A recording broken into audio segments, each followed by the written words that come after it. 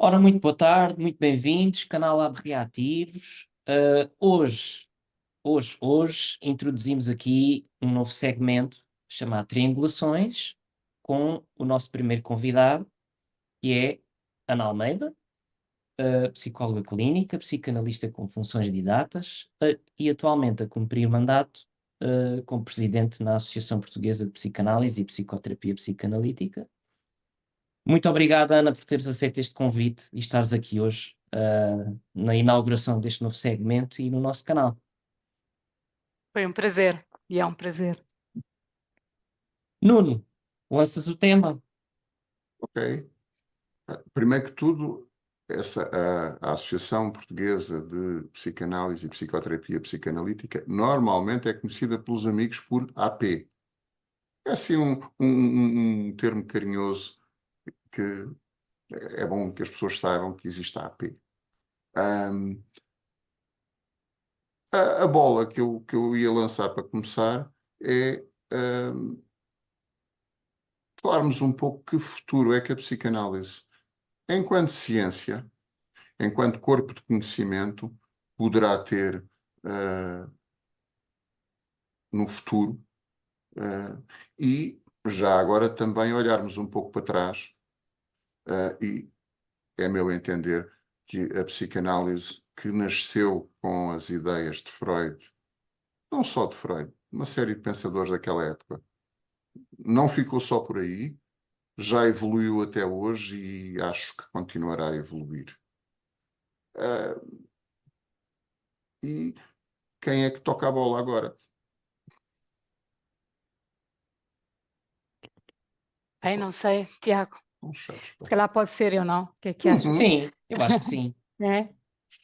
Ah, pois eu acho que é um tema muito interessante nós pensarmos aqui um bocadinho o futuro da psicanálise e o quanto a psicanálise já fez futuro.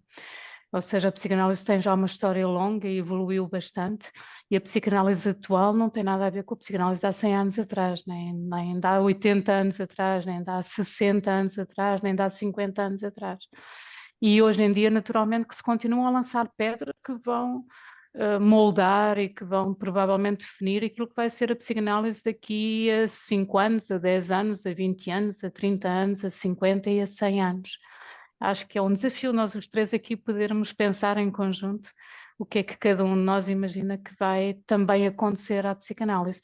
Eu começava por pegar aqui no pensamento do Nuno, e o Nuno estava a dizer a psicanálise, essa ciência, e se calhar uma das coisas que temos que já começar por pensar um bocadinho é, e que é posto em causa por muitas pessoas, se efetivamente a psicanálise é uma ciência. E até que ponto é que ela é uma ciência? Que tipo de ciência que a psicanálise é? Claro que a psicanálise é um corpo, uma disciplina, é um corpo de conhecimento e tem um objeto de investigação, claramente, não é? O inconsciente, a vida mental humana. Mas até que ponto é que a psicanálise faz um uso estrito do método de investigação científico? Se calhar isso vale a pena nós pensarmos um bocadinho e refletirmos um bocadinho, porque eu não tenho bem a certeza que a psicanálise seja uma ciência completa, não sei muito bem que terminologia é que é de usar, porque eu acho que a psicanálise é um corpo de conhecimento que fica na fronteira de uma série de coisas, fica na fronteira da ciência, na fronteira da arte, na fronteira da hermenêutica, do lugar da interpretação, da construção de novos sentidos, da construção de leituras. Não sei se é a componente científica da psicanálise aquilo que também é efetivamente o mais rico da própria psicanálise. Isso por um lado.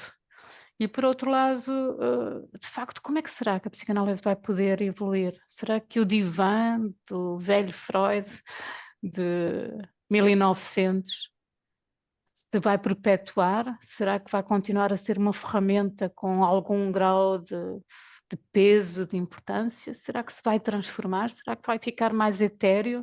Uma vez que vivemos também agora numa época em que as coisas são todas elas mais rarefeitas, mais etéreas, né? Vivemos na altura da internet, das novas tecnologias, das inteligências artificiais, da realidade aumentada, que é uma coisa super interessante. Não sei. Juntei ao Nuno mais algumas questões para irmos começando a fazer Não nos estas podemos nossas rondas de esquecer pensamento. que no divã Freud começou por fazer hipnose e depois ele próprio, Freud, insatisfeito com os resultados, evoluiu para uma outra coisa. Portanto, divã, hipnose. E depois, ainda com o divã, aquilo a que nós começamos a chamar psicanálise. Nós e o próprio Freud. Ali há ali uma altura em que ele abandona a hipnose, que era usada por eles e por muitos outros naquela altura, e evoluiu. O próprio.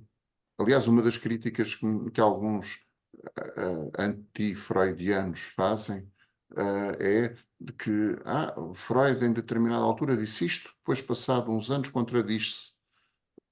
Sim, depois passado alguns anos refletiu e reviu as suas próprias ideias. Não ficou ali cristalizado nas suas primeiras ideias. Claro, isso é muito uma coisa bem positiva, penso eu, não é Sim, negativa, sim. que é a capacidade de nós podermos repensar aquilo que nós já pensámos anteriormente, não é? E olhar por outras perspectivas. Aliás, há quem diga que Freud só desenvolveu a psicanálise porque era mau a fazer hipnose. Porque se ele tivesse jeito para fazer hipnose, talvez nunca tivesse desenvolvido a psicanálise. Bom, mas as coisas más também têm que ter os seus frutos bons. É, Mas sim, é verdade, o próprio Freud foi evoluindo ao longo, ele trabalhou durante muitos anos, produziu obras durante muitas décadas e ele foi evoluindo muito no seu pensamento e no seu desenvolvimento. se calhar é giro dizer o número, mas seguramente mais de 40 anos de obra. Obras psicanalíticas dele têm à volta de 40 anos, mas as reflexões dele começam para aí, talvez o quê? 10 anos antes, 15. Portanto, estamos a falar de um trabalho de reflexão só com Freud à volta de 50 anos. E 6.000 páginas, 6.000 e tal páginas das obras psicológicas de Freud. É uma coisa épica. Ele era um, Era muito produtivo. é, Sim. ele era um trabalhador organizado, um plano metódico, obsessivo, não no termo clínico de obsessivo, mas era um tipo muito organizadinho no seu pensamento e na sua forma de registar as ideias. E nós colhemos hoje os frutos disso. Mas, não resisto a voltar lá atrás. Para mim, aquilo que mais caracteriza o corpo de pensamento e precisa disso não nos podemos nunca aliar é do uso do pensamento científico. É muito comum as pessoas confundirem ciência com método experimental. E, de facto, a psicanálise é difícil de ser alvo ou objeto de estudo por via do método experimental. Mas a ciência não é só experimentação, não é só o método experimental. Nós precisamos, na psicanálise, de utilizar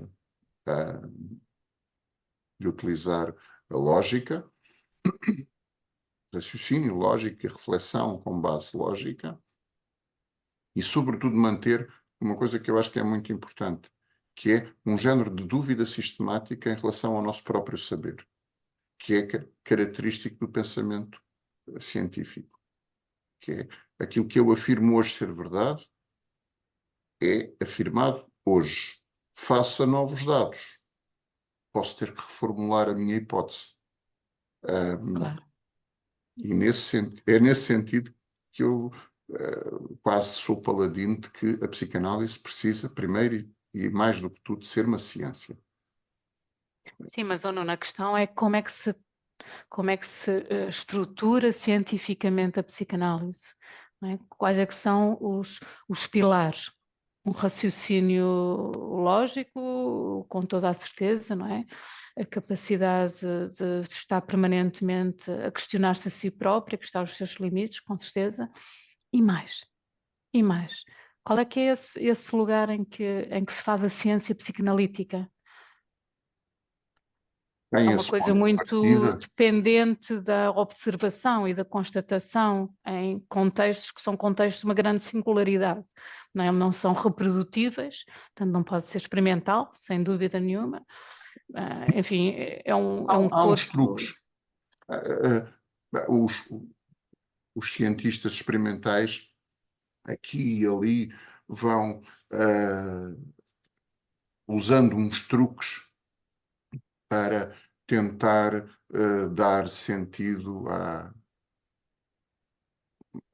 Já estou a divergir.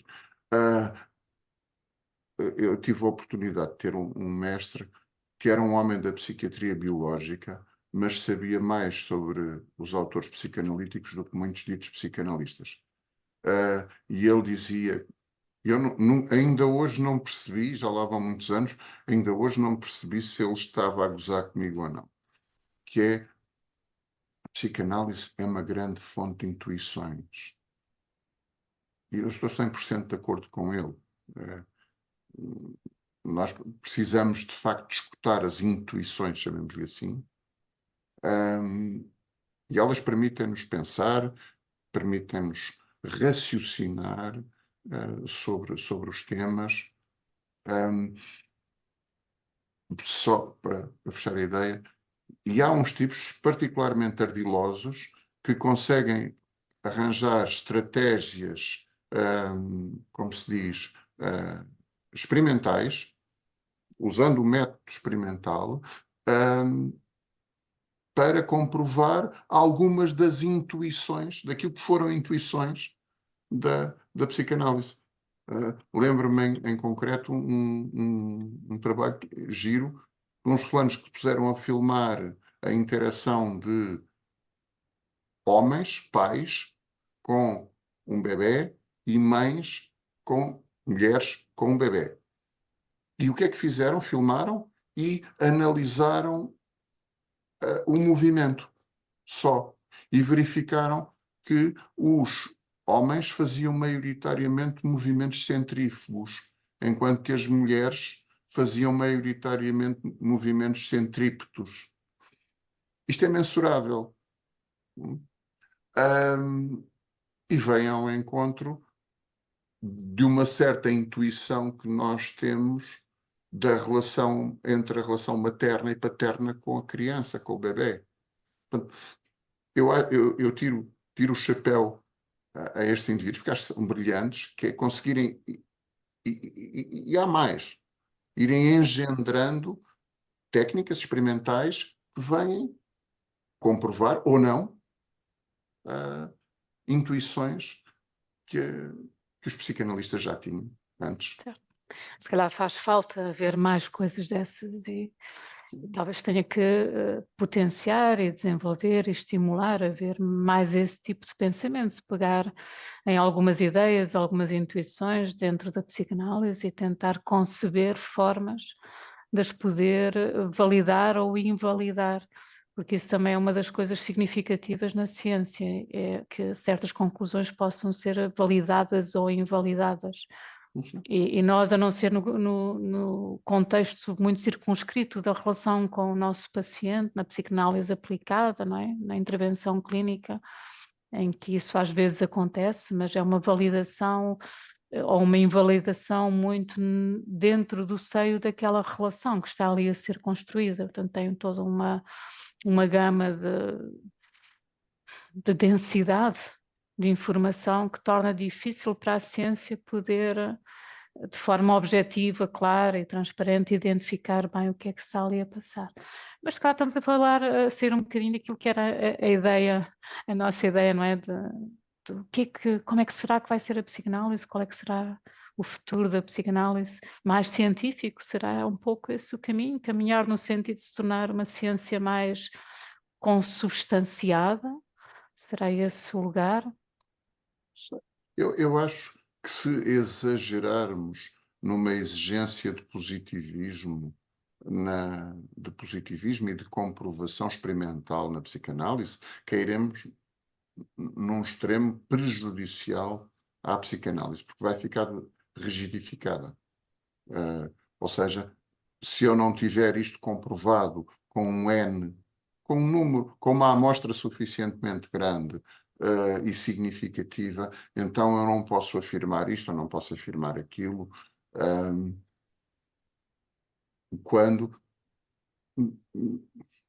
Agora ocorreu aqui uma outra ideia, que nós estamos a falar de psicanálise se calhar em duas linhas e era bom esclarecer. Uma coisa é a psicanálise enquanto corpo de conhecimento, outra coisa é a psicanálise em ação, é a psicanálise com o paciente, é a psicanálise na prática. Ah, e na prática, nós não podemos, a cada frase que o paciente nos diz, ir buscar 3 papers com, mais uma vez, com uma amostra significativa, que os outros não interessam. Não dá, não funciona. Quando chegarmos com o primeiro paper, já o paciente vai embora. Portanto, mas são duas frentes. Sim. Eu até diria, não é, que quando nós chegássemos com o primeiro paper já não estava lá psicanalista nenhum, não é? Porque nesse simples acto de estarmos a chegar com um paper já se tinha ido embora psicanalista e, portanto, quando chegássemos com o paper já não estava lá psicanalista nenhum. Mas concordo, sim, são se calhar duas coisas que para efeitos de conversa era importante tentar diferenciar. O que é que pode ser a evolução do corpo teórico da psicanálise e se calhar a tentativa de uma intuição, como dizias, ou outra intuição, uma ideia ou outra intuição, um conceito ou outro conceito, poder tentar ser colocado experimentalmente ou de alguma maneira ser colocado face à possibilidade de se recolher dados mais objetivos que permitam validar ou invalidar.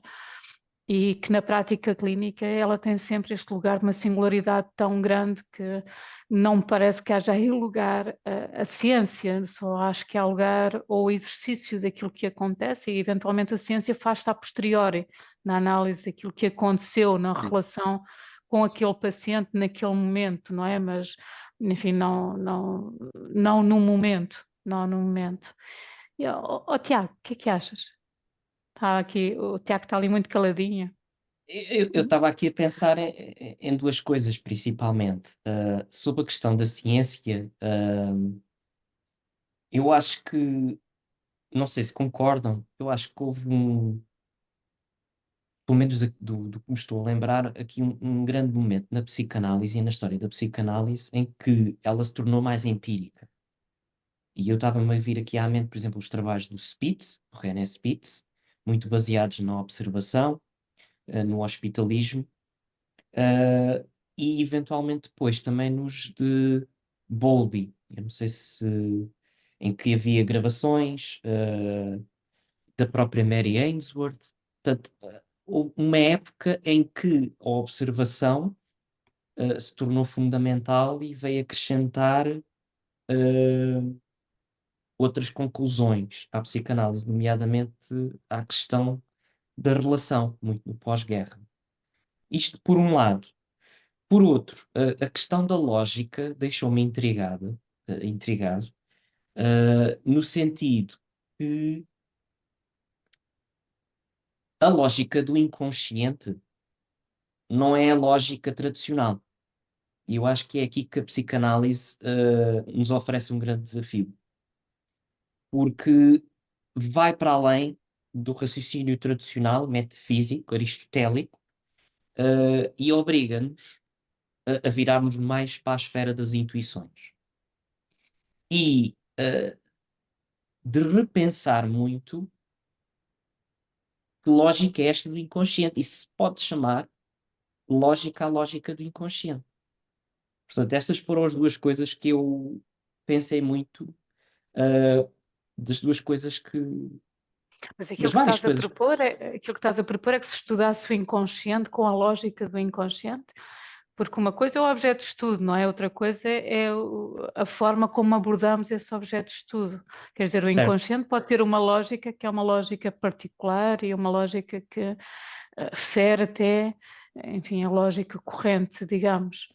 Mas ainda assim, será que aquilo que estás a propor, se eu entendi bem, é estudarmos o inconsciente com a própria lógica do inconsciente?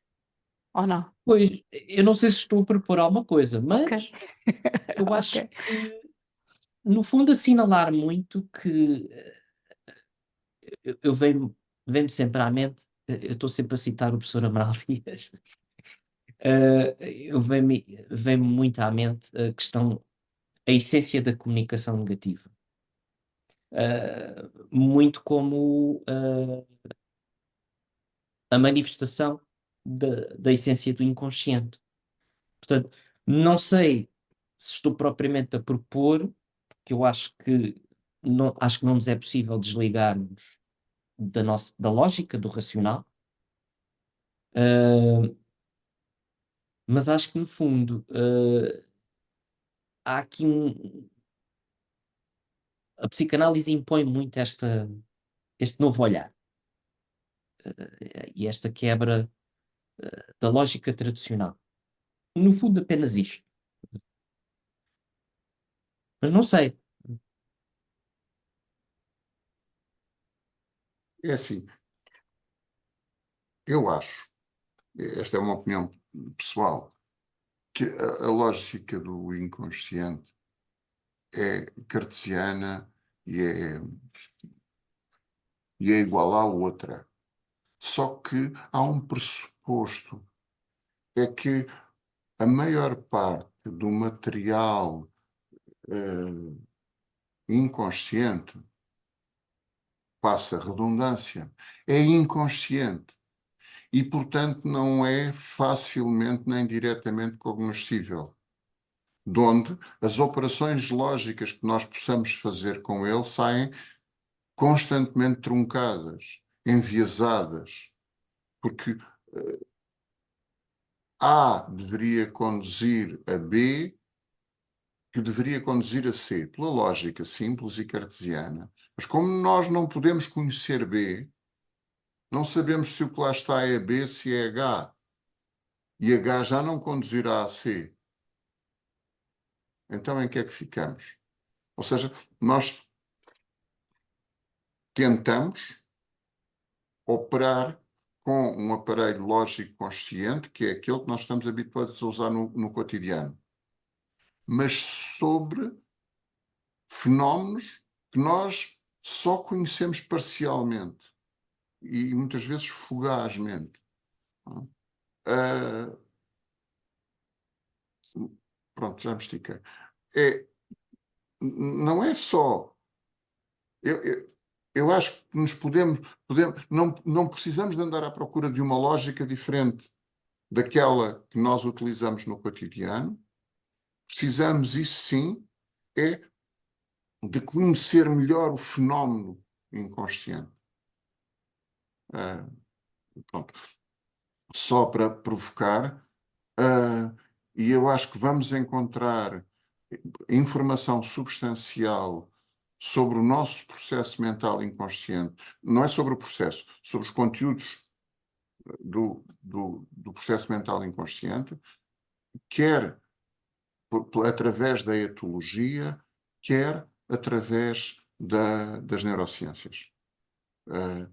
As neurociências vão trazer-nos, e a etologia também nos pode trazer, uma série de informação sobre peças que existem no nosso inconsciente e com as quais nós operamos. Ou seja, os nossos legos, nós podemos ir ver que peças de lego é que cá temos, para depois percebermos melhor como é que elas se encaixam. E à medida que conhecermos mais, vamos conseguir encaixar com mais lógica. Pois, eu acho que, de facto, há complementariedade de informação que pode vir de outros ramos, sem dúvida. E na pesquisa do inconsciente, e de que é isso o inconsciente, como é que funciona o inconsciente, quais são os seus conteúdos, enfim, no fundo é o grande, acho eu, objeto da psicanálise. Mas a mim parece-me que a psicanálise fica muito asfixiada se ela quiser corresponder a uma ciência, enfim, muito forte. Eu acho que a psicanálise precisa de um espaço de liberdade. E por isso eu pessoalmente gosto mais de ver a psicanálise como sendo um corpo de conhecimento que está na fronteira das coisas e não necessariamente que é core em nenhuma delas. Está na fronteira de uma arte, está na fronteira da ciência, está na fronteira de um conhecimento empírico acumulado. Acho que está na fronteira de algumas áreas e não é propriamente centro, core em nenhuma dessas áreas. Eu acho que a psicanálise faz-se psicanalizando. Quer dizer, no fundo, penso um bocadinho como pensava Bion, que ele dizia isso num dos seus trabalhos, que aquilo que interessa ao psicanalista, no fundo, é o que é que acontece quando duas pessoas se juntam para tentarem pensar em conjunto sobre aquilo que se passa na mente de uma delas. O que é que emerge a partir daí? E o que emerge a partir daí é uma coisa que pode ser metaforizada, pode ser gerados novos conteúdos, pode ser investigado, pode ser potenciado, e nem sempre isso tem que ser feito com as ferramentas da ciência. Penso que isso pode ser feito com as ferramentas da comunicação humana. Uhum. E eu acho Até que. Diz, Tiago. Eu estava a pensar até que ponto a ciência estuda o cérebro e a psicanálise estuda os cérebros em relação. Uma coisa que me veio aqui à mente. Pois é capaz de ser uma possibilidade, mas eu acho que o psiquismo é mais do que uma manifestação do cérebro. Eu Uhum. acho que é uma manifestação do organismo total, não acho que seja sequer restrito ao cérebro. Claro que nós percebemos objetivamente que se o cérebro deixar de funcionar, a personalidade deixa de estar acessível e em princípio deixa de estar funcionante, não é?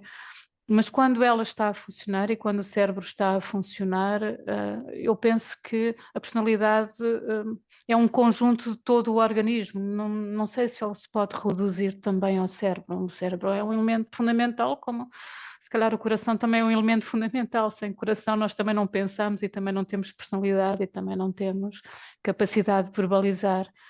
Eu gosto de pensar que a psicanálise é uma terapia pela fala e que a condição da fala, não enquanto verbalização, mas a fala enquanto ato de comunicação, é uma das coisas centrais na psicanálise.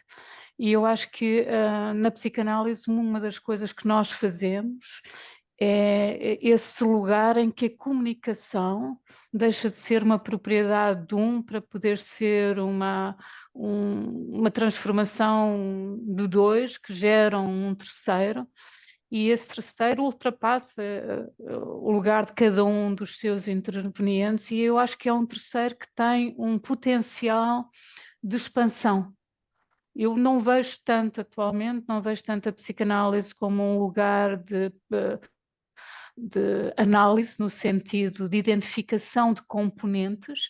Eu vejo cada vez mais a psicanálise como um lugar de psicoinvestigação, no sentido em que eu não estou a escalpelizar as diferentes componentes que estão ali presentes.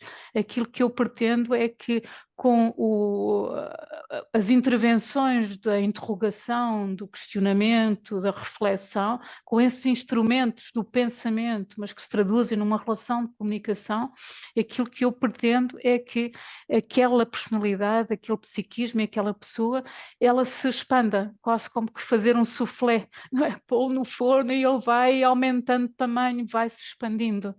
E eu acho que esse lugar é um lugar mais de criação de um novo eu, uma criação que pode eventualmente ir ao encontro daquilo que já está no próprio sujeito, portanto, é uma criação que pode ser reveladora e desveladora daquilo que o sujeito já tem e já é, mas também pode ser uma criação que ultrapassa aquilo que o sujeito alguma vez foi e que o expande, que o desenvolve, que o torna mais.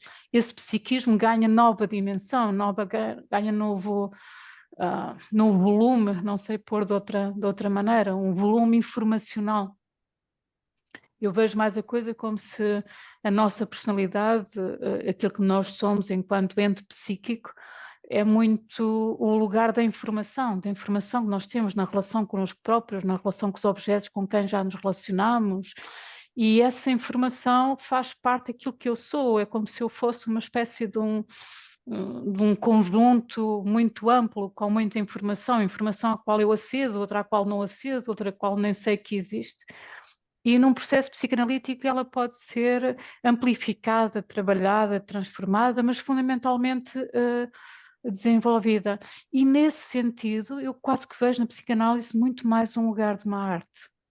É como, sei lá, a arte da culinária ou alguma outra arte. É uma forma de pegar em determinado tipo de ingredientes, digamos assim. E esses ingredientes não são exclusivos do paciente, mas são sempre esta mistura entre o eu psicanalista e a pessoa que está comigo a pensar e que se expande, que se amplifica. E por isso eu acho que é uma coisa de charneira. E acho que é uma coisa que as sociedades atuais têm talvez alguma falta de criarmos mais metáforas, criarmos mais espaços de expansão e não necessariamente tornarmos as coisas mais objetivadas, mais concretas, mais materiais. Pelo contrário, acho que devem ser mais etéreas, mais leves, mais abstratas. Essenciais. Como? Essenciais, mais essenciais. Essenciais no sentido fundamental. Essência, sim. Uh, bom, vou.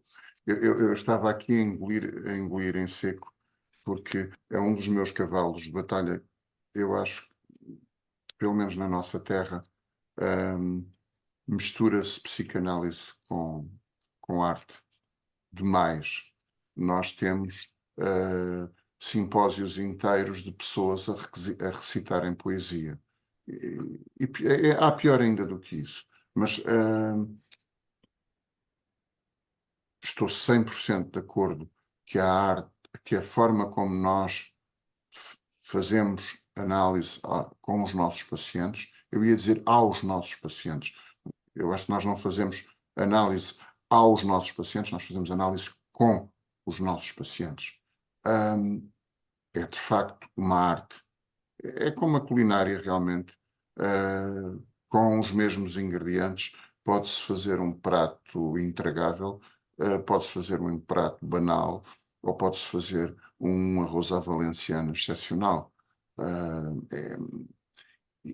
Aí estou de acordo, que é desse exercício quase da técnica psicanalítica, técnica entre aspas, que tem o seu quê de artístico. Eu comparo um bocado com a medicina tradicional, a medicina do corpo, se é que isso existe, não é?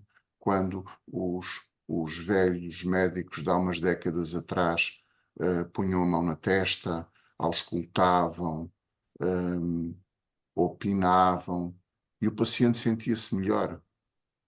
E nós hoje até já medimos se as células estão a trabalhar mais. Células, vejam lá, se as células estão a trabalhar mais ou se estão a trabalhar menos. Temos já técnicas para isso. Medimos se há muito cálcio nos ossos ou pouco cálcio nos ossos. Antigamente media-se se havia cálcio no sangue e já íamos com sorte. Não é? Agora mede-se essas coisas todas e os desgraçados dos pacientes saem do gabinete completamente aflitos e aterrorizados porque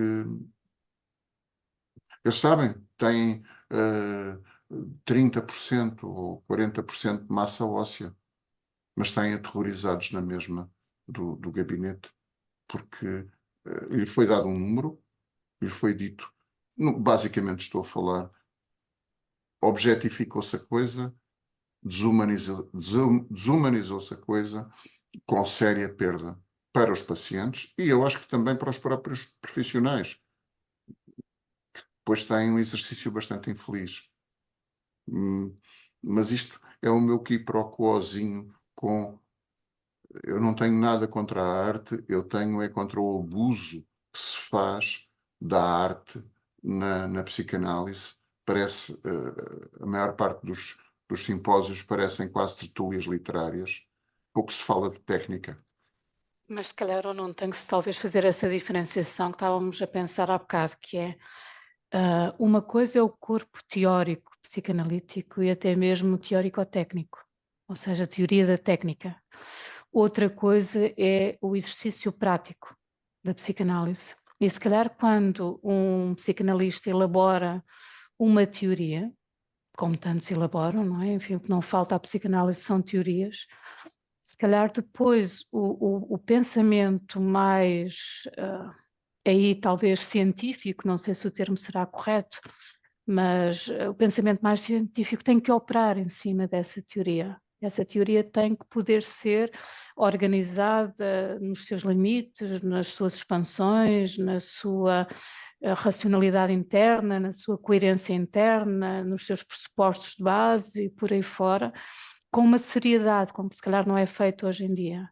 Mas se calhar uma coisa é aquilo que são as imanências, não sei se pode dizer assim, mas bom, as imanências teóricas, que até podem advir de uma prática psicanalítica. Enfim, com base na minha prática psicanalítica, eu faço e construo uma determinada teoria. Agora, essa teoria não deve ser ela própria, não tem que ser arte. Porque se eu estou a construir teoria, então eu se calhar tenho que operar sobre essa teoria aquilo que são as exigências que uma teoria deve ter, não é? Porque senão é apenas um achismo, uma opinião, é apenas um lugar de fantasia individual. E ok, não tem nada contra a fantasia individual, mas não deve entrar na categoria de teoria. Para entrar na categoria de teoria, se calhar ela deveria ser sujeita à compreensão de quais é que são os seus pressupostos base, qual é a sua coerência interna, quais é que são os seus limites, qual é que é o seu grau de expansão, quais é que são as suas implicações com todo o resto dos elementos que compõem a teoria mais abrangente. Não é? Se eu tiver a construir uma teoria sobre o inconsciente, deixa-me cá ver a teoria que eu construí, como é que ela se articula com as teorias que os outros colegas construíram, com que Freud construiu, com que os outros construíram, e a partir daí tentar compreender se ela é compatível, não é compatível, se ela alcança valor, se ela perde valor. E eu acho que isso é um outro trabalho, é uma outra circunstância. E aí talvez a arte não tenha tanto cabimento. Mas no exercício prático, claro que nós fazemos um exercício prático que também vai beber a um conjunto teórico prévio, não é? Enfim, com a metáfora da culinária, são um bocadinho os nossos ingredientes que temos à disposição, mas depois a maneira como nós o organizamos na comunicação com o nosso paciente e na maneira como, nesse processo comunicacional e de intercâmbio informacional que é o exercício da psicanálise, ele se constrói, os lugares onde ele vai e aquilo que ele obtém, o seu produto final dessas interações, aí eu penso que pode haver espaço para a arte. Não só pode haver espaço, como se calhar até, na minha opinião, até é desejável. E o analista fica, penso eu, nesta posição complexa que tem que ser um artista na cozinha, mas tem que ser um cientista da teoria da culinária. Sim, sim. Esse ponto de vista, assim, eu subscrevo totalmente. É. Só uma coisa engraçada, você sabe que a pessoa pode, digamos assim, sentir-se melhor ou pior com as suas fantasias pessoais, isso, às quais todos nós temos direito, mas são pessoais, são íntimas, são privadas. Podíamos guardar depois para a comunicação com os colegas e com a sociedade. Muito importante mesmo é com a sociedade. Ou seja, ter um discurso que seja mais compreensível pelo vulgar dos cidadãos, porque eu acho que a psicanálise ainda está muito numa posição de é um saber posse de alguns poucos senhores eruditos e que se regozijam muito em ostentar esse seu enorme saber. A primeira coisa que me veio à cabeça é o exibicionismo, não é? Pronto, não vou por aí.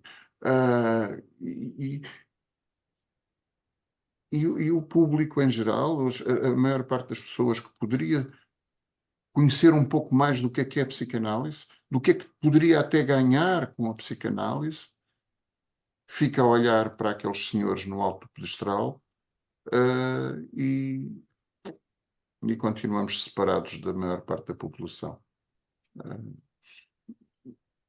Sim, penso que isso é verdade, mas também me parece que é uma tarefa complexa, por um lado, porque, enfim, não sei se podemos dizer que há uma psicanálise ou se não haverá várias psicanálises.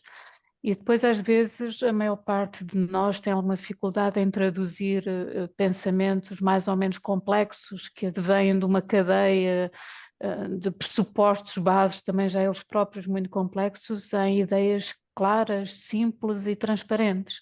Não é? Se calhar, se reunirmos, como estamos aqui reunidos nós os três, e se arranjássemos mais outros 3, ou mais 6, ou mais 10 psicanalistas e começássemos todos aqui a pensar o que é a psicanálise, eu duvido que saísse uma ideia muito clara e transparente sobre o que isso é, não é? Há todo um lugar de uma subjetividade que nós, acho eu, enquanto psicanalistas, acabamos por valorizar bastante, e isso é bom, na minha opinião, tem um lugar muito bom, mas também tem um perigo. E o perigo é que no meio de tanta subjetividade as coisas se tornem demasiado pessoais. E a certa altura já há tantas psicanálises quanto o número de cabeças de psicanalistas, não é? E quando isso é assim, depois a comunicação clara, tranquila, fluida para um grande público pode ser complexa, porque não há essa clareza não está também muitas das vezes entre nós. Mas talvez esteja, se calhar é mesmo isso, se calhar existe uma psicanálise por cada psicanalista.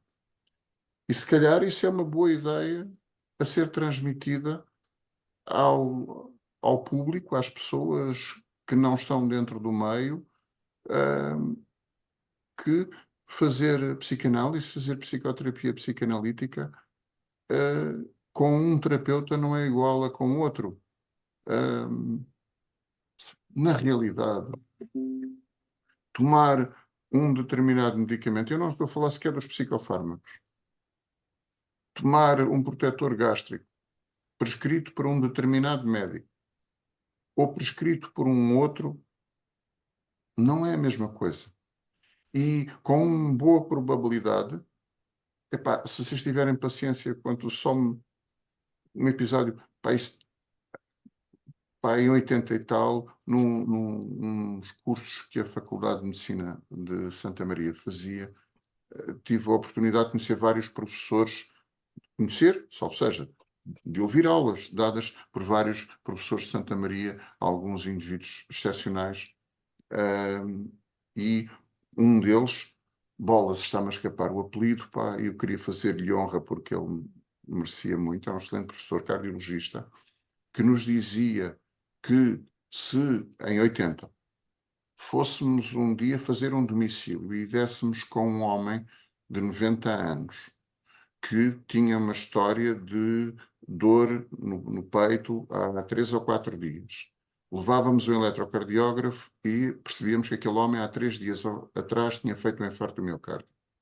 Naquela altura, não havia mais nada a fazer àquele homem senão dar-lhe oxigênio, dar-lhe, se ele ainda tivesse dor, um analgésico para a dor e esperar que passe. Não havia bypasses coronários, não eram pelo menos acessíveis. Não havia cateterismos e, sobretudo, aos 90 anos não se fazia nada disso. Portanto, e ele dizia, Bolas, eu queria tanto se lembrar-me do apelido, mas não me lembro. Ele dizia, se for eu, que ele era um sénior, professor Carlos, porra, não vai. Se for eu, posso dizer não. O seu avô pode ficar aqui em casa, vamos mandar vir o oxigênio, eu vou-lhe prescrever medicação, vou vir visitá-lo e ele está bem aqui. Mas se for um de vocês, com 20 e tal anos, e disser o seu avô teve um infarto do miocárdio e vai ficar aqui em casa a fazer oxigênio, a família fica toda empolvorosa. Este gajo é doido, é um miúdo, não sabe nada, o avôzinho teve um infarto e vai ficar em casa. Isto, no extremo, cada psicanalista pode interpretar de uma determinada forma num determinado contexto e ainda assim estar a interpretar bem. Claro que sim. Mas há singularidades, sem dúvida, e elas não se podem ultrapassar, fazem parte, nem têm que ser, fazem parte do próprio processo. Mas se calhar também tem que haver um bocadinho mais de coesão a um outro nível, não é? Para que a ideia da psicanálise para fora se possa afastar da ideia da psicanálise tradicional freudiana, que ainda está muito colada a uma psicanálise, enfim, muitas das vezes até interpretada pelos filósofos e não tanto pelos psicanalistas propriamente ditas, enfim, portanto quase o estudo da filosofia da mente que de alguma maneira o Freud desenvolveu e que alguns filósofos acabam por estudar, e algumas coisas estereotipadas que se foram disseminando pela sociedade em relação ao Freud e às ideias do próprio Freud, e para que haja a possibilidade da psicanálise se construir como uma corrente de trabalho e de intervenção psicoterapêutica, de intervenção em saúde mental, nova e renovada e com uma capacidade de intervenção que é tão atual ou mais atual que muitas das outras técnicas de intervenção em saúde mental. Eu penso que ela tem que se descolar um bocadinho de algumas visões mais pesadas, tradicionais, que a psicanálise tem. E esse descolar tem que ser feito, na minha opinião, havendo uma certa ideia global entre nós, psicanalistas, do que é que verdadeiramente é a psicanálise e que possa ser clara e transparente, para que depois também possa passar de forma clara e transparente, sem haver nenhum prejuízo pela singularidade de cada um de nós.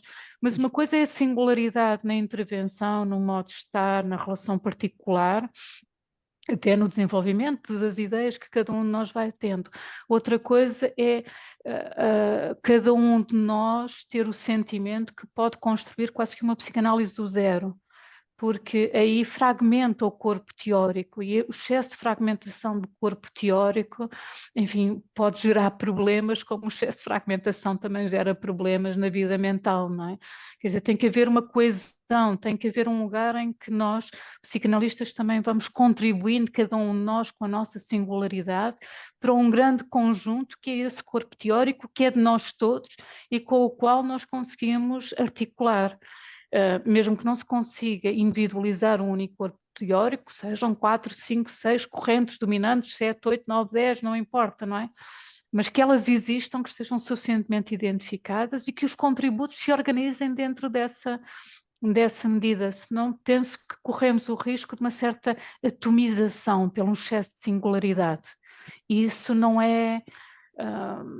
não permite depois a clareza discursiva, não permite depois que uma pessoa pense: eu vou a um psicanalista e tem uma noção clara do que é ir a um psicanalista.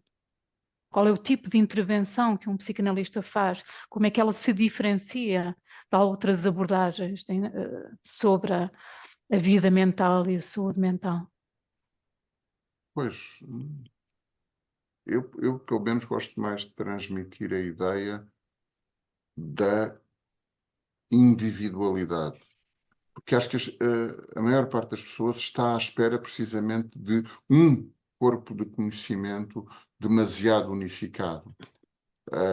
Subscrevo perfeitamente a ideia de que corremos o risco, se cada um de nós começar a desenvolver uma teoria. Quando ouvi falar disso, eu não sei se vocês, quando eram miúdos, fizeram, eu fiz isso, que era, eu e uns amigos inventámos uma escrita, que era nossa. Não, eu nunca inventei. Sim, sim, Pai, mas Um não era código. bem início da nossa. Sim, adolescência. sim, sim. Um Ou seja, código. Pré-adolescência, no meu caso. Sim, uma espécie de um código, é isso. Eu, pelo menos, era aquela coisa da escrita com limão, que era uma escrita secreta. É disso que estás a falar, Exatamente. Nuno. É. É, Ou seja, é essa tendência que nós, psicanalistas, também podemos correr esse risco, que é de andarmos aqui todos feitos miúdos pequenos a pensar que inventámos uma teoria psicanalítica. Quanto a mim, é uma das enfermidades da psicanálise, que é, de vez em quando, há umas pessoas que escrevem umas coisas e inventam um termo novo, um neologismo, não é? E aquilo vira conceito. Epá, e muitas vezes, se nós espremermos bem a coisa, aquilo não é um conceito novo, é um conceito idêntico ou em muito parecido com outros que já foram expressos antes, mas com outro nome.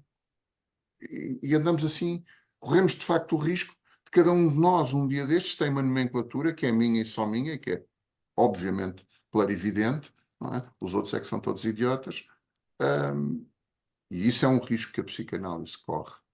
Mas eu prefiro passar para os meus pacientes a ideia de que isto é uma coisa entre o terapeuta e o seu paciente.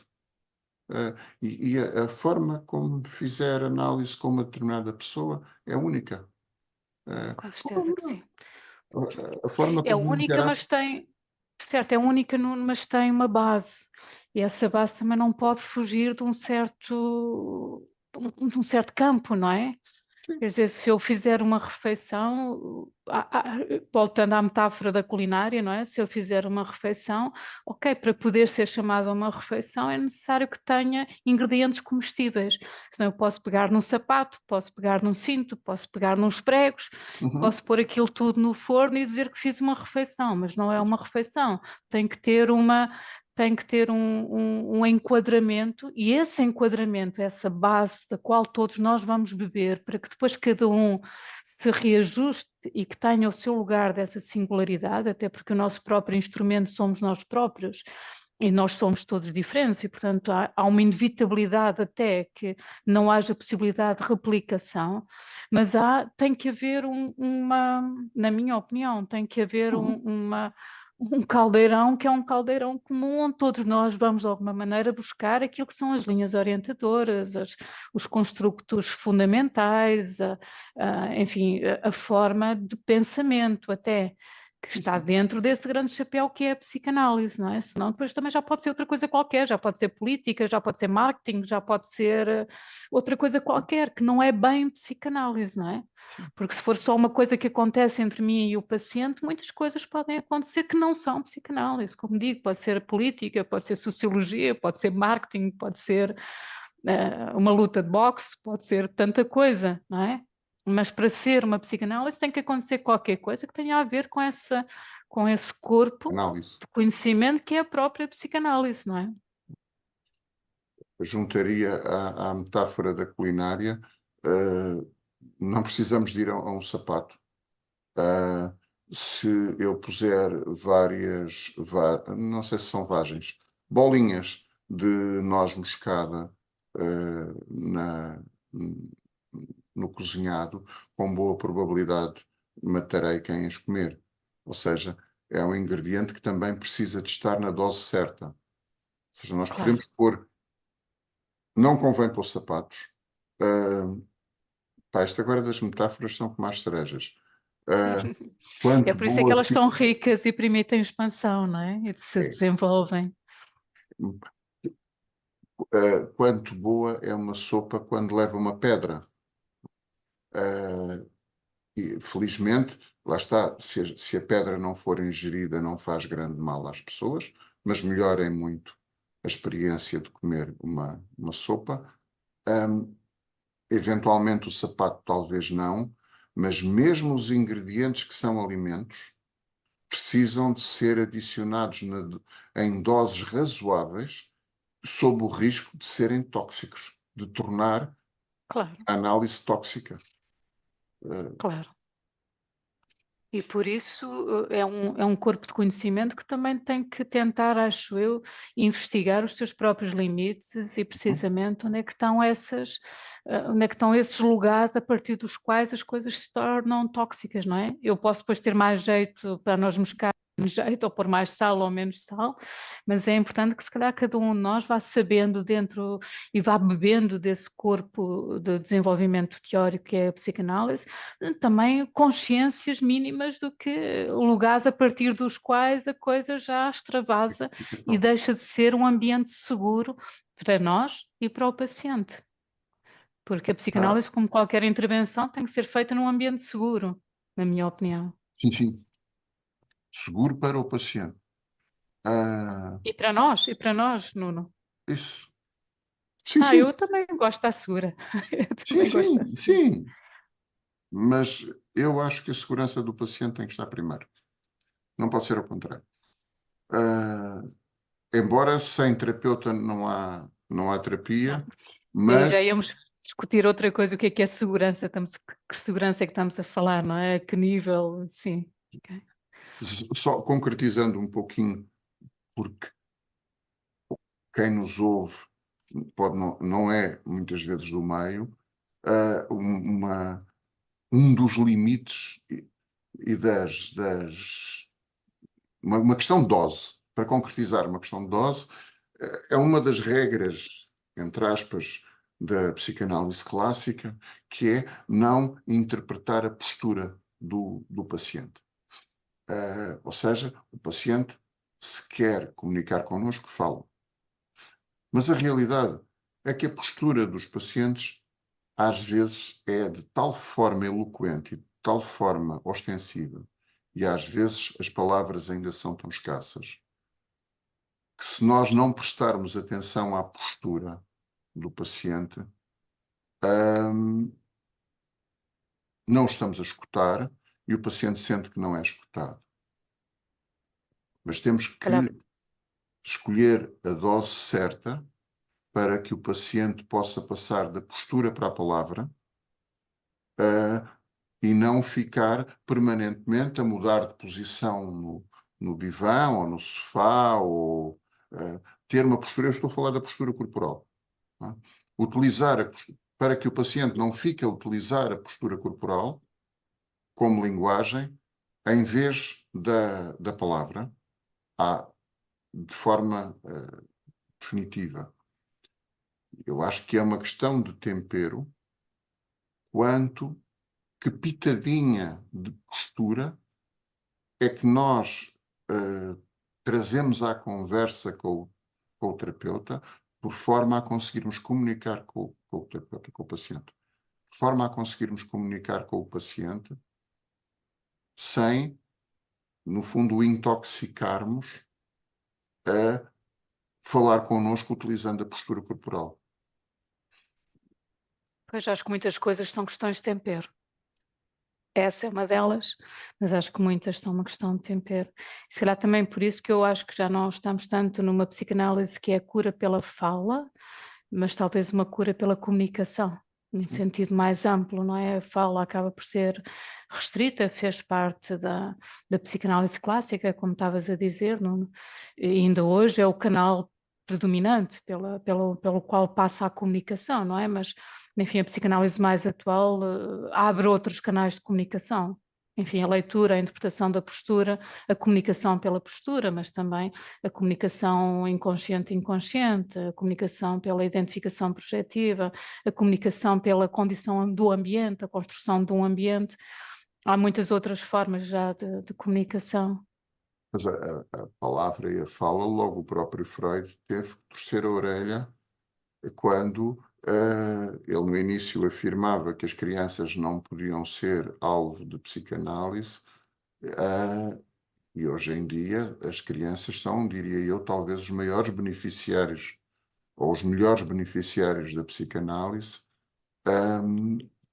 e as crianças usam muito pouco a palavra. Na análise de crianças, usam-se outras formas de expressão que não a palavra, porque a criança ainda tem uma capacidade limitada do uso da palavra. Só para quem não sabe, vocês dois não sei se sabem, mas a filha de Freud foi uma eminente psicanalista de crianças, e teve que utilizar outros métodos para analisar crianças que não eram só a palavra. Ela foi uma das adeptas da ideia de que com as crianças só era necessário fazer uma espécie de uma psicoeducação, não é? Porque elas não eram acessíveis, para já não tinham terminado ainda o Édipo e só com o fim do Édipo é que se tornavam analisáveis. E depois existia a comunicação, foi depois a Melanie Klein que de alguma maneira descobriu esta coisa da função projetiva e a maneira como a projeção no brincar acontecia e como permitiria o acesso à vida inconsciente. Duas mulheres muito interessantes, não é? Mas não deixa de ser curioso que nós propusemos falar do futuro, não é? E andamos sempre à volta do presente, passado, não é? Parece que é difícil colocarmos nesse lugar, não é? De falarmos do futuro. Mas se calhar olharmos para o passado ajuda-nos um bocado. Assim, à selvagem, a primeira coisa que me ocorreu é uma psicanálise que era no início de muitas horas à cabeceira do paciente. Eu gosto muito desta ideia porque Freud, Breuer, esses médicos dessa altura estavam efetivamente à cabeceira dos pacientes, estavam com os pacientes, conheciam os pacientes profundamente, antes quer de se inventar a psicanálise. Não é? Este método terapêutico que implicava o investimento de muitas horas do terapeuta com o paciente e do paciente com o terapeuta, deu origem, por condicionantes sociais de um determinado período, deu origem a algumas das psicoterapias breves. Foi uma das evoluções da psicanálise, utilizando o aparelho conceptual psicanalítico, tentar engendrar formas de intervir pontuais de curta duração. Foi uma das evoluções que a psicanálise teve. Não sei se num futuro não muito distante, algo desse género não poderá vir a ser tentado novamente, ou se calhar aproveitar algo dessa experiência para ser desenvolvido de outra maneira. Enfim, Eu penso que há investigações nesse sentido e há correntes que se estão a desenvolver já atualmente, não só na psicanálise, aliás, na psicoterapia breve de inspiração psicanalítica, mas também em outras modalidades ainda mais curtas, mais incisivas de intervenção com pressupostos que são psicanalíticos. Acho que isso já acontece. Acho que isso já acontece também, não é? e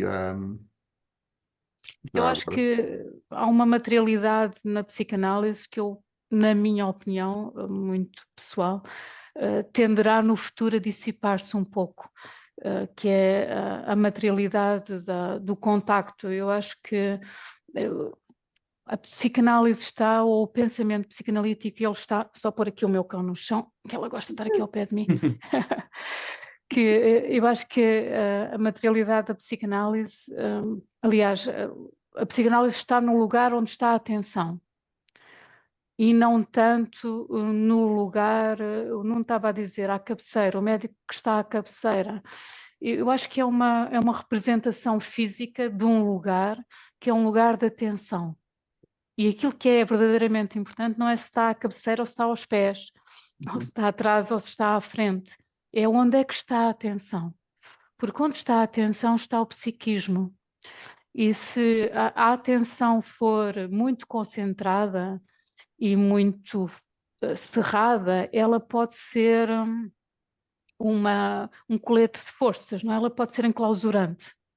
Se a atenção for uma atenção focada, mas ao mesmo tempo uma atenção leve, apesar de ser focada, eu penso que ela está nesse lugar que é o lugar onde deve estar a atenção psicanalítica, que é o lugar de uma atenção em que está centrado sobre o outro, mas que tem esse lugar de leveza em que se acompanha o outro. Aquilo que o Freud dizia como a atenção flutuante. Eu vejo na atenção flutuante um lugar onde deve estar o pensamento psicanalítico. E eu acho que esse lugar ele é independente da posição física e da relação física em que os interlocutores possam ocupar. E eu acho que a atenção enquanto característica cognitiva, função cognitiva, eu acho que é muito importante. E eu acho que quando o analista põe a sua atenção no que se está a passar com o paciente, no que se está a passar na sala de consulta, na sala onde corre a análise, e essa atenção não é claustrofóbica, não fecha o sujeito, nem fecha o próprio analista, acho que estamos no lugar certo, onde a psicanálise pode acontecer. Usaste a ideia de... Eu pelo menos ouvi assim, essa atenção pode ser espartilhante, não é? Sim, se for muito focada e muito pesada, ela pode ser espartilhante. Eu, mais uma vez pego na metáfora do espartilho. O espartilho é como é e não leva em consideração a forma do sujeito. E as novas tecnologias permitem fazer estruturas elásticas que se moldam melhor ao sujeito, ou seja, respeitam os limites do sujeito, ao contrário do espartilho. O espartilho tem a sua forma e é irredutível. Um psicanalista há uns anos usava um termo que eu trago como muito querido, que é o termo do psicanalizador, que é o indivíduo que mete os pacientes dentro da teoria. Portanto, o amigo está a pensar nisto, ou a pensar naquilo, ou eu ocorre-me isto, mas isto não diz bem com a teoria, portanto, vá lá, mete essa porcaria para dentro e entre lá na teoria, porque a teoria é assim. Não é? É uma coisa assim muito rígida, onde nós enfiamos os pacientes, e que é extremamente seguro, porque eu já sei que o gajo vai sair lá adiante, vai para aquele tubo da teoria e depois sai lá adiante, que é extremamente confortável. Mas não é o meu paciente. É, é, um, é uma carne triturada, é um... E eu acho que isso não é uma atenção psicanalítica, não é? Acho que isso é uma atenção asfixiante, em que de facto que não se observa o outro, enquadra-se o outro, fecha-se o outro, cerca-se o outro. Mas a atenção leve, a atenção não espartilhante, não é? Quase como se fosse uma malha elástica que se vai poder moldar vai poder moldar e conter sem apertar, mas também sem se tornar demasiado larga. Eu acho que é importante, porque eu acho que alguns analistas tendem um pouco a confundir a atenção flutuante com desatenção. E eu acho que a desatenção não faz parte do conjunto de ferramentas que um analista deve ter consigo. Deve ter uma atenção que lhe permite um espaço de liberdade para ir observando, escutando, enfim, apalpando aquilo que se vai passando ao redor, com o paciente, consigo próprio, com a dinâmica do ambiente, mas não estar desatento. Eu acho que a desatenção é uma das coisas que ameaça a psicanálise e que ameaça o psicanalista também. Porque eu acho que hoje em dia é muito difícil, implica uma disciplina mental muito complexa, conseguirmos manter a atenção sem ficarmos desatentos, mantendo a atenção e manter a atenção nesse lugar, que é um lugar de atenção leve, mas atento. Uhum. É como tu dizias, não estar à cabeceira, mas estar à cabeceira a acompanhar, porque eu posso estar à cabeceira e estar a pensar noutra coisa qualquer, não é estar à cabeceira, mas estou nesse lugar de dar atenção a. E eu acho que isso é algo complexo de fazer hoje em dia. Acho que a nossa sociedade é uma sociedade de microatenção, de Uhum. atenção por espasmódica quase, por pequenos períodos de tempo e que é entrecortada por desatenção e depois nova chamada de atenção para outra coisa, enquanto que a disciplina mental do analista deve ser, na minha opinião, uma disciplina mental de atenção, mas uma atenção leve, uma atenção flexível, uma atenção fluida, mas atenção e não desatenção. Com constância. Lembrou-me daquela metáfora que se usa do pai pirilampo, aquele pai lá está, quem nunca viveu fora de meio urbano nunca viu pirilampos. Ah, e é engraçado porque, para quem nunca viu, numa mata onde há pirilampos, quando eles se acendem, eles brilham imenso. E depois, quando eles se apagam, desaparecem. O psicanalista pirilampo seria aquele que, de vez em quando, dá assim uma cagada, pronto, interpretativa, e depois desaparece. E depois, passado um bocadinho, aparece outra vez com uma fulgurante interpretação, depois desaparece, como aos pirilampos. Ok, uma metáfora interessante, não conhecia. Quer Não, dizer, conheço vai, pirilampos, não vai conhecia a pirilampo. metáfora. Sim, sim. Pronto. E a constância dessa atenção é a constância da comunicação. É um garante da constância da comunicação.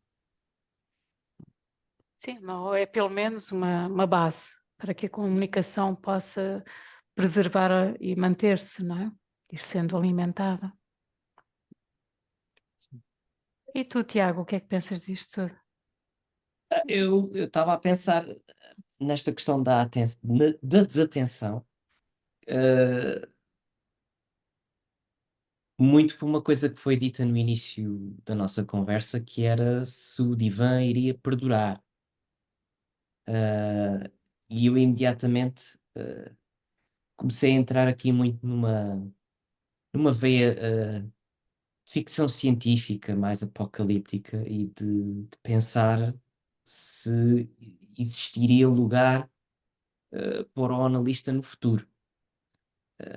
E num futuro que eu imagino mais distópico, dominado por informação, algoritmos, e por uma grande incapacidade das pessoas se manterem mais constantes e fixas num lugar.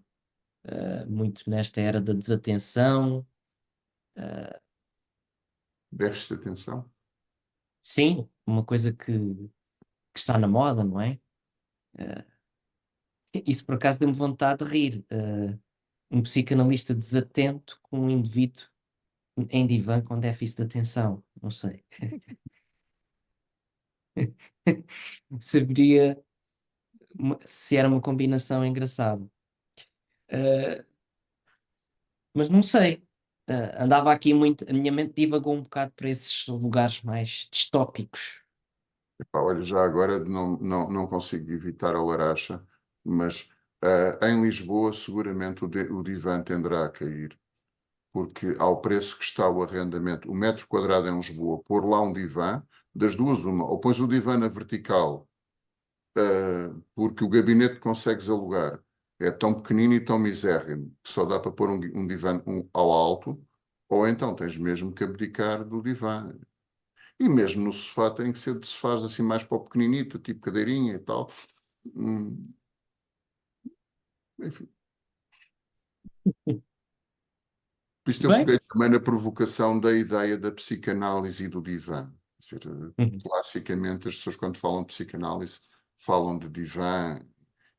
A maior parte das pessoas fica na dúvida, mas a psicanálise, mas eu vou ter que me deitar ali de barriga para o ar, não é? Se calhar era bom esclarecermos que nem toda a psicanálise é feita no divã. A técnica evoluiu de forma a se fazer hoje psicanálise com o divã ou sem o divã. Não é indispensável a peça de mobiliário. Ainda é uma coisa controversa, Nuno. Faz parte daquele conjunto de coisas que ainda não há uma ampla consenso sobre essa questão da utilização do divã, do não divã. Eu acho que a experiência física de se estar deitado enquanto se fala com alguém que está à nossa cabeceira, para utilizar a tua expressão, Nuno, eu acho que é uma experiência que tem algum interesse. Para já é uma coisa muito fora do comum, é um tipo de experiência que não se consegue obter em quase mais lado nenhum, não é? Enfim, não é frequente em mais lado nenhum. E estimula, de facto, parece-me a mim um bocadinho esse lugar em que nós podemos ficar a pensar com os nossos pensamentos e com uma escuta, que se tiver uma atenção flexível atrás, pode ser curioso e pode ser bom. Eu acho que é um instrumento engraçado e acho que é um instrumento que tem a sua importância, mas eu também não acho que a psicanálise se reduza à utilização do divã, do instrumento enquanto divã. Acho que a psicanálise é bem mais do que a utilização do divã, se bem que eu acho que a utilização do divã é um instrumento engraçado, pode ser que se desenvolvam no futuro, quem sabe, outros tipos de instrumentos diferentes. Sei lá, uma psicanálise, por exemplo, numa piscina cheia de sal, não é? Em que a pessoa está sempre a flutuar com uma temperatura ambiente particularmente controlada para poder evocar experiências de relaxamento profundo. Não sei, estou para aqui a inventar, não é? Se calhar, Mas pode haver outros espaços, não é? Enfim, se calhar como é que eu ia dizer? Um ponto não tão no futuro, bem mais próximo, de podermos conceber a ideia de uma análise por videochamada, com a câmara do terapeuta desligada. No fundo, em que o indivíduo está sozinho à frente de uma tela, vai falando, vai ouvindo o terapeuta vai o vendo, mas o indivíduo não vê o terapeuta. É aquilo que me ocorre assim mais parecido com o divã clássico. sim, enfim, mas é um mimetismo pobre, na minha opinião, porque é pensado também estou com a tecnologia atual, não é? Isto agora com as inteligências artificiais por aí, com a produção de cenários tridimensionais, em breve vai ser possível coisas com certeza muito diferentes e se calhar coisas que têm capacidade até de experiência para além disso, porque eu acho que estar a falar para uma tela quando não se está a ver a pessoa que está do outro lado a escutar-nos, não acho que mimetize aquilo que é, nem se aproxime da experiência de ter alguém sentado atrás de nós e que nos está a escutar. Eu acho que nestas coisas que estão a ser desenvolvidas agora da realidade virtual e da realidade aumentada, eu acho que em breve, muito em breve, vai ser possível nós termos gabinetes de consultório que sejam espaços virtuais. E eu ponho uns óculos de realidade virtual ou de realidade aumentada e o meu paciente põe uns óculos de realidade aumentada e temos um cenário virtual onde ele se pode deitar num divã e eu me posso sentar atrás na cadeira e isso está tudo a acontecer sem que as pessoas saiam das suas próprias casas, dos seus próprios lugares, mas na construção desse cenário e a experiência ter uma aproximação bem maior, a experiência de realidade do que esta que estamos agora a falar de um ecrã, não é? Um ecrã em plano, estamos a falar de coisas com projeção tridimensional, com sensação de corporalidade no espaço, com mimetização. Isso já acontece hoje em dia, Nuno, isso já acontece. A maneira como hoje em dia estas máquinas de realidade virtual e de realidade aumentada conseguem reproduzir aquilo que são os nossos gestos, as nossas formas, eu faço um movimento e esse movimento é reproduzido, isso já acontece hoje em dia. Muito, muito rapidamente, eu penso que há espaço para que possam haver salas virtuais de psicanalistas. E podemos escolher, como eu estou a dizer, podemos escolher divãs, podemos ter divãs diferentes consoante o paciente que temos à nossa frente, podemos termos uma sala e um gabinete de consulta para um paciente que tem um divã altamente de linhas sofisticadas e modernas para um certo paciente, e para outro paciente temos um divã clássico, enfim, estou só a imaginar, mas a ideia que eu tenho é que há uma possibilidade de haver uma explosão criativa gigante, gigante. E que vai ser muito difícil nós concebermos o que é que vai poder ser daqui a 20 anos, a 30 ou 40 anos. Eu aí sou um bocadinho mais bota de elástico, que acho que se faz muita publicidade à volta de experiências que são visuais, são meramente visuais. E a experiência sensorial, lá está, de estar em presença do terapeuta, isso tudo, é bem mais complexa. Podemos e acho que precisamos de abrir mão de alguma dessa experiência sensorial mais complexa, tátil, olfativa, até mesmo auditiva, porque a audição modulada pelos sistemas informáticos, obviamente, pode construir tudo aquilo que nós quisermos. Pode construir a ideia de um terapeuta que está atrás de nós, ou que está ao nosso lado, ou que está à nossa frente. E podemos ouvir o terapeuta atrás de nós e, contudo, estar a vê-lo à nossa frente. Ou seja, podemos fazer aqui imensas constelações sensoriais.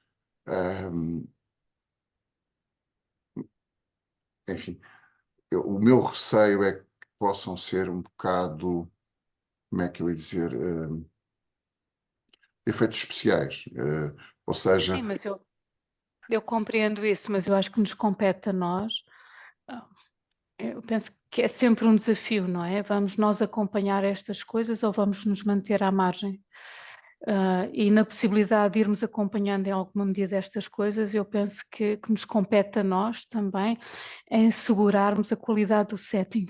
E eu acho que é isso que é verdadeiramente importante. Da mesma maneira como nós temos um gabinete físico, e esse gabinete tem que ter determinado tipo de condições de setting que têm que ser asseguradas.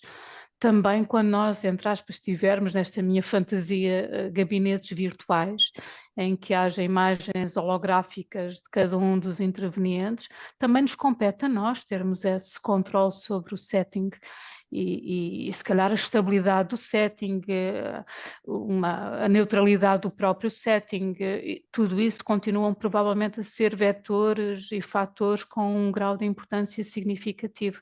Eu acho que nós não nos podemos alienar daquilo que está a acontecer em termos de tecnologia, e muitos de nós já nos habituámos à videoconferência enfim, a pandemia permitiu-nos abrir as mentes um bocadinho e aceitar mais, quando os analistas que eu conhecia que tinham muita dificuldade em se imaginarem a trabalhar num setting de videoconferência e que hoje em dia já o fazem com alguma tranquilidade, não sei se já o fazes não, mas enfim, muitos colegas já o fazem com alguma tranquilidade.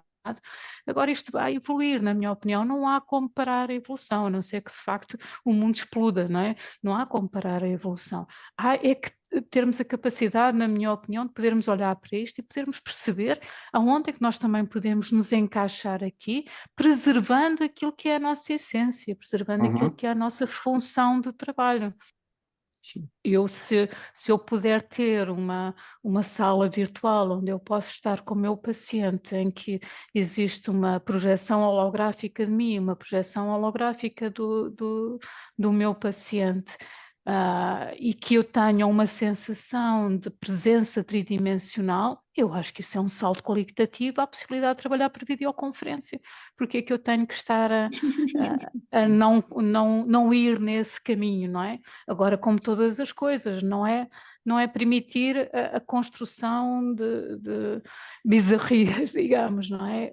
As coisas têm que ter as suas normas, daí que as normas tenham que ser pensadas, daí que a importância das coisas, a importância do setting que tenha que ser pensado, para que ele possa ser construído, reconstruído, configurado, reconfigurado, mesmo que mudem determinado tipo de coisas que hoje em dia nós nem fazemos ideia de como é que poderão ou não mudar.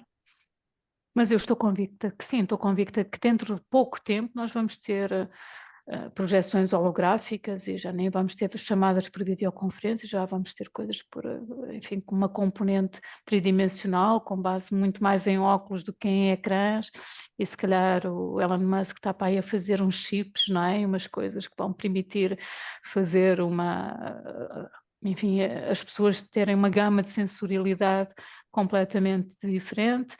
Eu vejo aí um mundo novo a abrir-se. Eu gosto muito de novos mundos. É claro que eles são assustadores, mas eu acho que eles também podem trazer coisas muito boas. E eu acho que eles podem trazer coisas muito boas até mesmo para a psicanálise. Até mesmo significa, apesar de nós sermos uma disciplina que transporta toda a sua gravitas de 100 anos de existência, mas acho que coisas muito boas podem acontecer no futuro e acho que não devemos perder essa capacidade de mergulhar e retirarmos aquilo que é melhor para a nossa própria disciplina. Não Eu perdemos o comboio. aí posso, só, Claro. queria pôr aqui duas coisinhas ansiosas em cima, em cima da conversa. Uh, a primeira é mais uma observação e talvez um pedido de comparação de experiências, que é esta questão do paciente não sair de casa é uma coisa que é palpável, especialmente naqueles pacientes que já tiveram a experiência de estar em casa e de se deslocarem ao consultório. E uma coisa que o paciente põe logo em cima da mesa quando experiencia isso é essa diferença. É, eu quando vinha para aqui, eu venho a pensar, saio a pensar, em casa isso não me acontece. Em casa, quanto muito posso ficar a pensar, mas o deslocar-me aqui, para vir aqui ter consigo, faz-me viajar. É uma diferença que eu acho que é muito palpável. A segunda coisa é a questão do Elon Musk, por acaso, é fascinante, traço aterrorizante, na minha opinião, que é que ele chama Neuralink, acho eu. Acho que é essa a ideia. Os cérebros ligados, etc. Isso é uma coisa que, pelo menos a mim, é arrepiante. E eu vou dar aqui um exemplo muito simples, que é uma coisa que é fascinante nas relações humanas é que nós não sabemos o que é que o outro pensa, e isso abre-nos a porta para a projeção, para a fantasia, para a imaginação, etc. O Neuralink vem abolir ou forcluir exatamente isso. E acho que é esse o grande perigo que ele vai fazer, que é, eu sei o que é que o outro está a pensar. Então, o espaço da fantasia, da imaginação, da projeção, desaparece. Isto são duas preocupações, Duas ideias. ansiedades. A primeira ideia, eu acho que ela é uma observação muito pertinente, mas acho que isso nos deveria fazer pensar em construir esses espaços. Com certeza que a pessoa, quando vai para o consultório, ela vai a pensar e vai organizar a sessão. E quando sai da sessão e vai para casa, ela vai a processar aquilo que recebeu dentro da sessão. Eu, quando fazia a análise, quando estava com o meu analista fazia sempre questão de me deixar à espera, na sala de espera. Era um princípio, ele mandava-me lá estar a uma certa hora, mas só me ia buscar à sala de espera 10 minutos, um quarto de hora depois de me lá ter na sala de espera. E eu penso que isso também era um lugar onde ele tentava, de alguma maneira, também criar esse espaço, o espaço da pré-preparação para a sessão, não é? Porque eu estava ali na sala de espera, estava à espera da sessão e naturalmente que tinha que ir pensando. Bom, se calhar faz sentido, pensando nisto, que as pessoas que trabalham por videoconferência, se calhar também deveriam ter uma espécie de um lugar de sala de espera, em que o paciente já estava à espera do analista, já estava à espera da sessão, e haver um compromisso da parte do paciente que ia recolher-se para a sessão um tempo antes da sessão ter início, precisamente para começar a entrar em contacto com a sessão, mesmo fora da presença do analista. E eu acho que este tipo de pensamentos é produtivo. Ou seja, vamos ver então o que é que neste setting está omisso, não está a trazer tanta riqueza. Será que há aqui alguma hipótese de criarmos condições de potenciarmos esse espaço? Ok, é uma possibilidade. Em relação ao Elon Musk e as coisas, eu penso que aquilo que ele pretende fazer, não sei, mas a ideia que eu tenho daquilo que ele pretende fazer, pelo menos para já, não é uma coisa tão assustadora quanto essa, não é? Haver uma espécie de competência telepática absoluta. Eu penso que é mais a partir da colocação desses neurotransmissores, enfim, neurolinks, o que seja, que lá vai pôr os implantes, poder-se com facilidade criar-se, estimularem-se áreas cerebrais para se produzir experiências. Não é? Sei lá, por exemplo, estarmos a assistir a um vídeo ou assistirmos a um filme e porque temos essa, tal como podemos ter uns óculos, temos esses receptores cerebrais que, ao serem estimulados, nos vão permitir sentir um cheiro a queimado, caso no filme esteja a acontecer um queimado, ou sentir isto ou aquilo, portanto, intensificar a relação da experiência. Mas, claro, como todas as coisas que têm um potencial positivo, também têm um potencial negativo, não é? Uma faca pode ser utilizada para cozinhar e uma faca pode ser utilizada para matar. Não sei se o problema está no objeto em si, se está depois na utilidade que se vai dar a esse objeto. Este tipo de explorações, de desenvolvimento da tecnologia associada às funções cerebrais, acho que tem algumas coisas muito interessantes e muito positivas, até do ponto de vista médico. Naturalmente que, se for mal utilizada, pode ser um terror, sem dúvida nenhuma.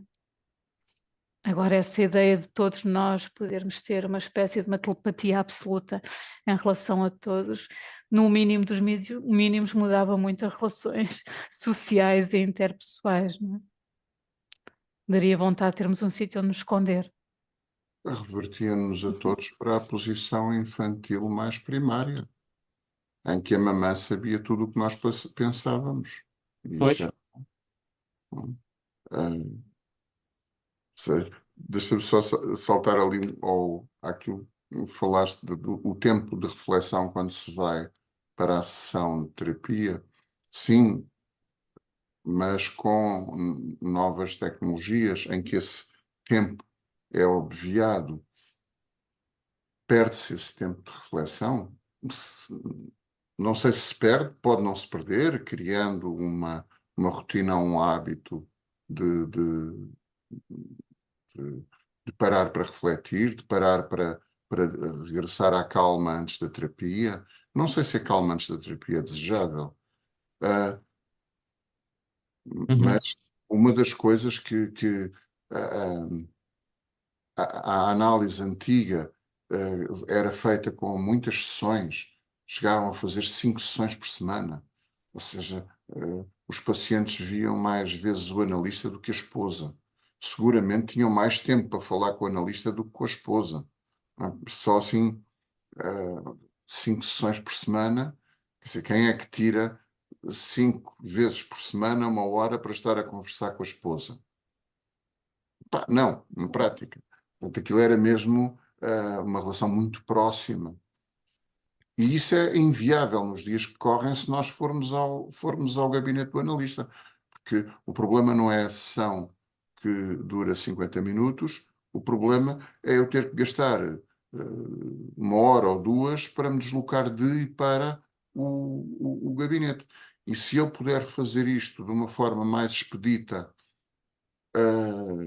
em casa ou num local minimamente protegido, então podemos com mais facilidade aumentar o número de sessões semanais e, portanto, aumentar a proximidade entre o terapeuta e o paciente, sem onerar tanto em termos de tempo consumido para o paciente. São novos equilíbrios que vão surgir. sim. Em relação ao Elon Musk, subscrevo totalmente o que a Ana disse, não é? O instrumento depois será aquilo que nós quisermos fazer com ele. Tanto quanto sei, o Neuralink, por agora, ainda só permite comunicar a algumas zonas do córtex algum tipo de informação e de forma bionífica. Portanto, comunicar ao córtex ou ler a partir do córtex. Provavelmente o que vai acontecer é vão encontrar zonas do córtex que podem ser treinadas para ler ou comunicar outras coisas. Ou seja, eu vou aprender que se fizer determinada coisa com o córtex, eu agora pesquei o olho, que é um gesto motor, é uma eferência motora.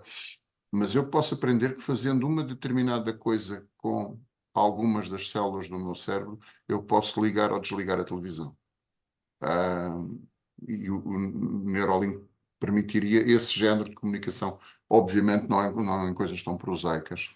Se me permitem uma historinha também, que é capaz, vai nesse sentido e que é capaz de ser gira, que é, já há uns anos, achei alguma curiosidade e andei a ler umas coisas sobre a estimulação magnética transcraniana. E houve uma jornalista que foi ter com um Jorge, mais uma vez, para não lembrar o apelido do homem, que é um dos pioneiros na área. Então, a senhora experimentou a estimulação magnética transcraniana. E, em concreto, na estimulação magnética transcraniana é utilizado um campo magnético que varia, que está a aumentar e a diminuir, e esse aumento e diminuição estimula eletricamente determinados feixes neuronais.